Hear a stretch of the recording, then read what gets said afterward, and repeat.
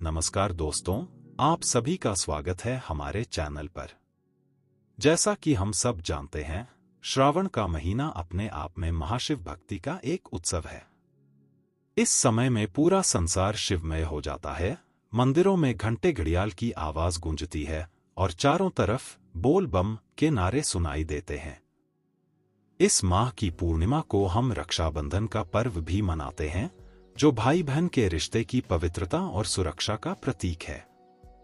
लेकिन क्या आपने कभी सोचा है कि रक्षाबंधन का यह पर्व कैसे शुरू हुआ? आज हम आपको एक पौराणिक कथा सुनाने जा रहे हैं, जो रक्षाबंधन पर्व के पीछे छिपे असली महत्व को उजागर करेगी। यह कथा हमें समय के उस दौर में ले जाती है जब त्रेता युग में राजा बलि का शासन था। राजा बलि राक्षस कुल में जन्मे थे, लेकिन उनका आचरण बाकी राक्षसों जैसा नहीं था। वे महान भक्त प्रहलाद के पौत्र थे, जो कि विष्णु भक्त थे।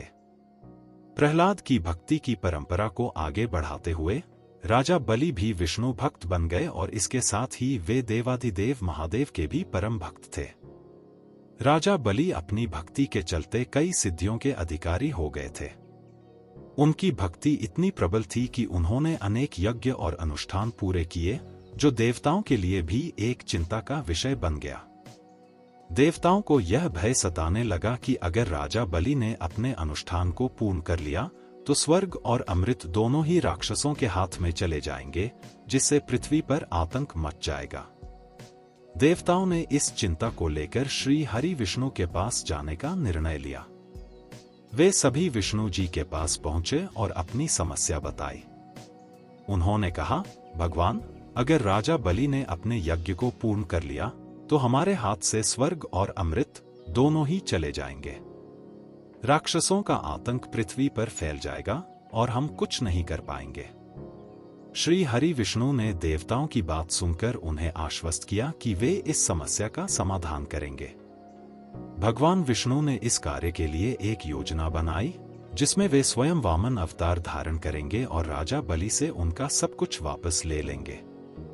भगवान विष्णु ने एक छोटे बटुक ब्राह्मण के रूप में वामन अवतार धारण किया।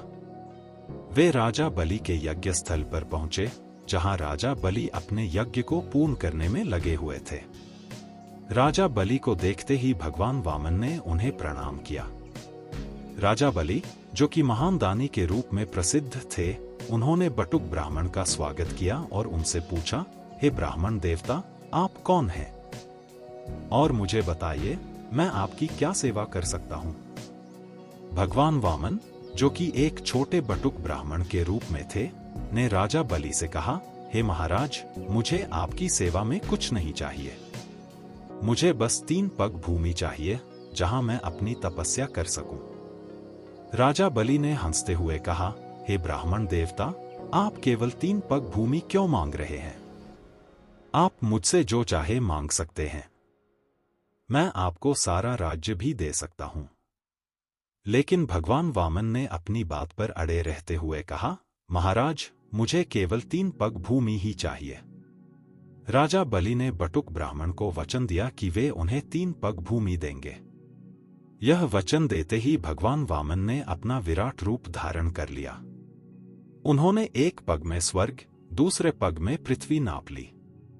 अब तीसरे पग के लिए उनके पास कुछ नहीं बचा था। राजा बलि ने अपना वचन पूरा करने के लिए भगवान वामन से कहा, हे देव, आप तीसरा पग मेरे सिर पर रख दीजिए। राजा बलि की इस महान दानशीलता को देखकर भगवान विष्णु बहुत प्रसन्न हुए। उन्होंने राजा बलि को वरदान मांगने के लिए कहा।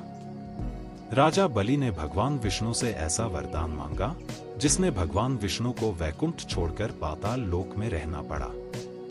राजा बलि ने भगवान विष्णु से कहा, हे देव, आप मेरे साथ पाताल लोक में रहें। मैं आपका भक्त हूं और आपके बिना नहीं रह सकता। भगवान विष्णु को राजा बलि के इस वरदान के कारण पाताल लोक में रहना पड़ा। लेकिन जब माता लक्ष्मी को इस बात का पता चला तो वे बहुत दुखी हो गईं। उन्हें अपने पति भगवान विष्णु को पाताल लोक में देखकर बहुत कष्ट हुआ। माता लक्ष्मी, जो कि भगवान विष्णु की पत्नी थी, वे इस स्थिति से बहुत चिंतित हो गईं। वे अपने पति को वापस वैकुंठ लाना चाहती थीं, लेकिन उन्हें कोई रास्ता समझ नहीं आ रहा था। वे भगवान शिव के पास गईं और उनसे सहायता की याचना की। भगवान शिव ने माता लक्ष्मी की समस्या को समझा और उन्हें सलाह दी कि वे राजा बलि को किसी बंधन में बांध दें। अगर वे राजा बलि को किसी बंधन में बांध देंगी तो वे भगवान विष्णु को वापस वैकुंठ ले जा सकेंगी। भगवान शिव ने अपने नाग वासुकी को माता लक्ष्मी की सहायता के लिए भेज दिया। माता लक्ष्मी ने नाग कन्या का रूप धारण किया और वासुकी, जो कि एक नाग था, वह एक रक्षा सूत्र में बदल गया। माता लक्ष्मी पाताल लोक पहुंची और राजा बलि के पास गई। वे राजा बलि से सहायता की याचना करती हैं। राजा बलि, जो कि महान दानी थे, उन्होंने माता लक्ष्मी की सहायता करने का वचन दिया। माता लक्ष्मी ने राजा बलि को वह रक्षा सूत्र बांध दिया और उनसे वचन लिया कि वे उनकी रक्षा करेंगे। राजा बलि ने इस रक्षा सूत्र को बांधने के बाद माता लक्ष्मी को वचन दिया कि वे उनकी रक्षा करेंगे और उन्हें मनचाहा फल प्रदान करेंगे। तब माता लक्ष्मी ने अपने असली स्वरूप में आकर राजा बलि से कहा, हे महाराज, मैं देवी लक्ष्मी हूँ और मैंने आपसे यह वचन इसलिए लिया है ताकि आप मेरे पति भगवान विष्णु को वापस वैकुंठ जाने की अनुमति दें। राजा बलि, जो कि वचनबद्ध थे, उन्होंने माता लक्ष्मी की यह इच्छा पूरी की। उन्होंने भगवान विष्णु को वापस वैकुंठ जाने की अनुमति दे दी। राजा बलि ने माता लक्ष्मी से कहा, हे देवी, आज से जो भी बहन अपने भाई को रक्षा सूत्र बांधेगी और मन से उसे अपना भाई मानेगी, वह भाई उसकी रक्षा के लिए बंधन में बंध जाएगा। यह रक्षा सूत्र उसकी कलाई पर बंधने से उसे सभी बलाओं से बचाएगा। तभी से श्रावण माह की पूर्णिमा को रक्षाबंधन का पर्व मनाया जाने लगा। बहनें अपने भाइयों की कलाई पर नागरूपी मजबूत रक्षा सूत्र बांधती हैं और भाई अपनी बहनों की रक्षा का वचन देते हैं। दोस्तों, इस पौराणिक कथा से हमें यह सीख मिलती है कि रक्षाबंधन केवल एक त्योहार नहीं है, बल्कि यह भाई बहन के अटूट प्रेम और सुरक्षा का प्रतीक है। इस कथा के माध्यम से हमने देखा कि कैसे भगवान शिव, विष्णु और माता लक्ष्मी ने मिलकर इस पर्व को जन्म दिया। उम्मीद है कि आपको यह पौराणिक कथा और इसके पीछे की महिमा पसंद आई होगी। ऐसी ही और भी रोचक कथाओं के लिए हमारे चैनल को सब्सक्राइब करें, वीडियो को लाइक और शेयर करें और हमें कमेंट्स में बताएं कि आपको यह कहानी कैसी लगी। धन्यवाद। जय श्री राम।